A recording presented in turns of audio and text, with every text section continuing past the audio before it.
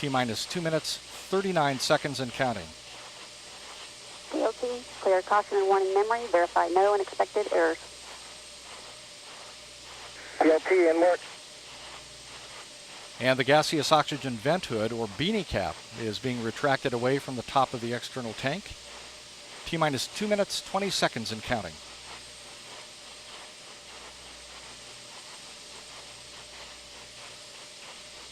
Discovery, close and lock visors. Initiate O2 flow.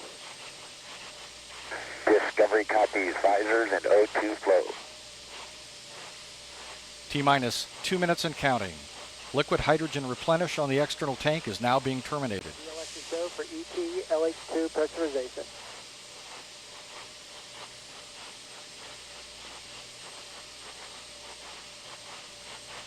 T-minus 1 minute, 44 seconds and counting. All systems are go.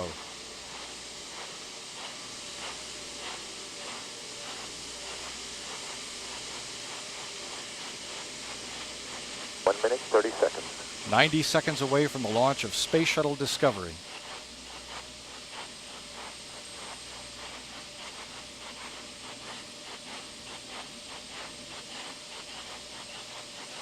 T-minus 1 minute, 15 seconds and counting.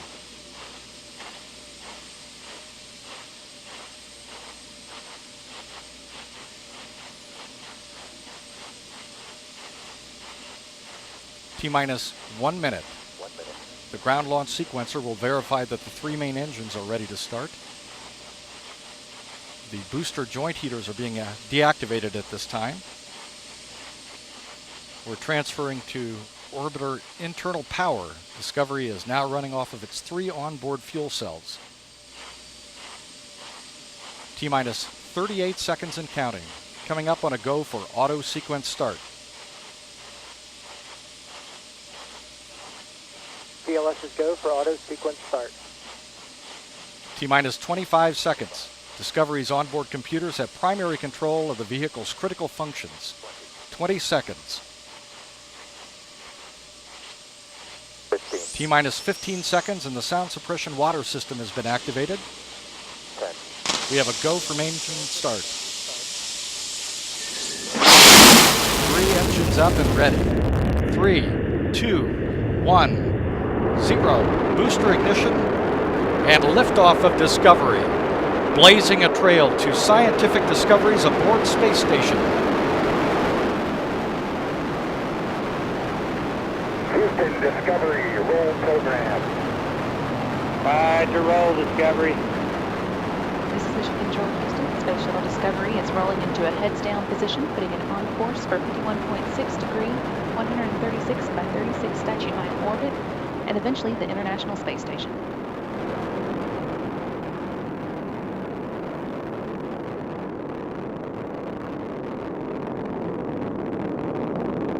Discovery's 3 liquid-fueled main engines are now throttling down to reduce stress on the shuttle as it travels through the area of maximum dynamic pressure. Discovery is already at an altitude of 4.7 miles or 26,500 feet and traveling. Discovery, go at throttle up. Roger, go at throttle up. Traveling 1,000 miles per hour. Discovery's engines are now throttled back up and performing at full capability.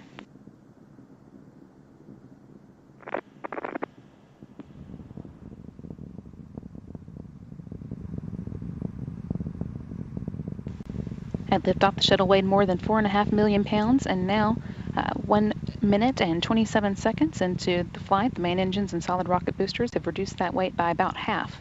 The solid rocket boosters alone are burning 11,000 pounds of propellant per second, and the external tank is now 3,000 pounds lighter than when it began. Discovery is now 21 miles away from its launch pad and 22 miles in altitude, traveling 2,700 miles per hour. All 3 main engines are working just as expected. The 3 fuel cells are generating power, and the 3 auxiliary power units are all producing pressure. In short, everything performing well. 2 minutes and 7 seconds into the STS-131 mission.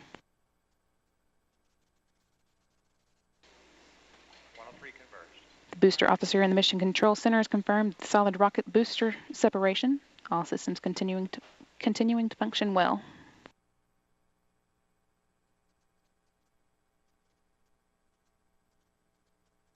Two orbital maneuvering system engines on Discovery's tail are now firing as well, providing the shuttle an extra boost into orbit.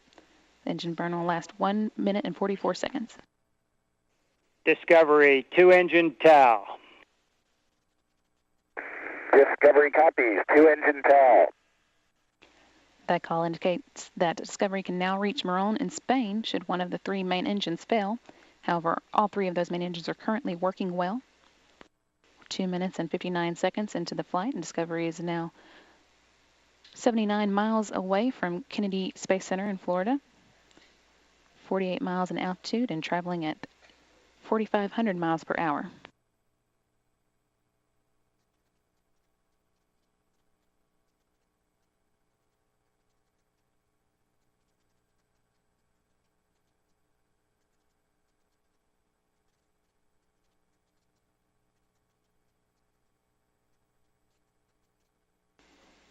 Space Shuttle Discovery also seeing the first of many sunrises of the STS 131 mission.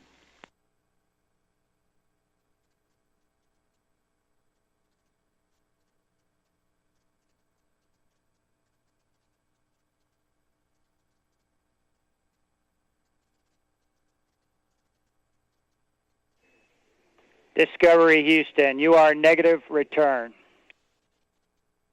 Discovery copies, negative return. Discovery is now flying too high and too fast to return to the Kennedy Space Center in the event of an engine failure. That's not currently a problem, however, as all engines are continuing to perform as expected. 4 minutes and 15 seconds into Discovery's flight. Shuttle's traveling 6,000 miles per hour at an altitude of 63 miles and is 181 miles away from Kennedy Space Center.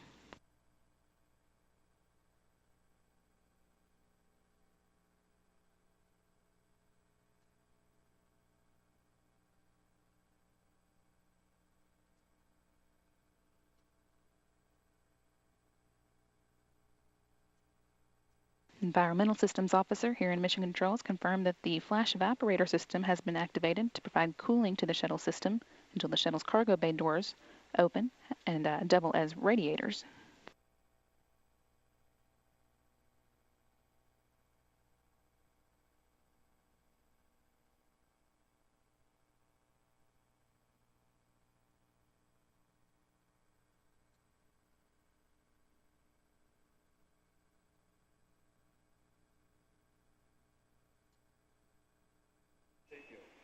Discovery, press to ATO. Discovery copies, press to ATO. Should two of the shuttle's three main engines fail after this point, it can still reach a safe, though lower than planned orbit, as that call from Capcom Rick Sturko indicated.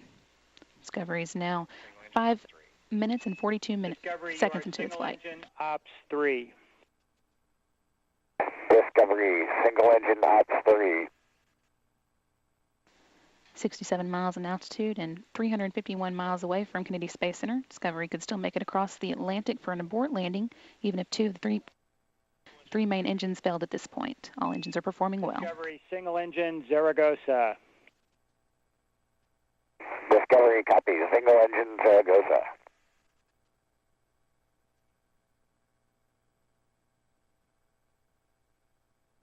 Discovery now flying more than 10,000 miles per hour. 66 miles in altitude and 430 miles away from Kennedy Space Center. Discovery, press to MECO. Discovery copies, press to MECO. And that call indicates that Discovery can reach its planned orbit of 136 by 36 statute miles, even if one of the engines fails. All three engines are still working well, as are the auxiliary power units and the three fuel cells.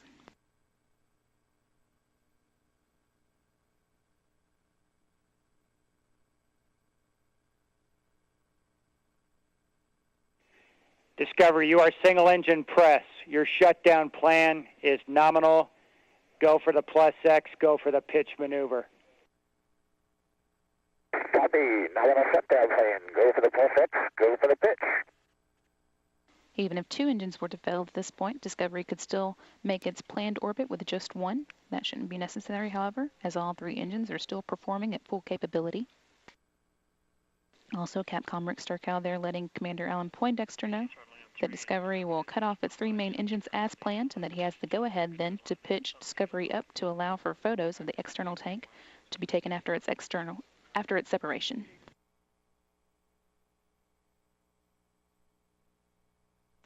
Discovery now 7 minutes and 48 seconds into its mission, traveling at 15,000 miles per hour, 63 miles in altitude, and 730 miles downrange from Kennedy Space Center.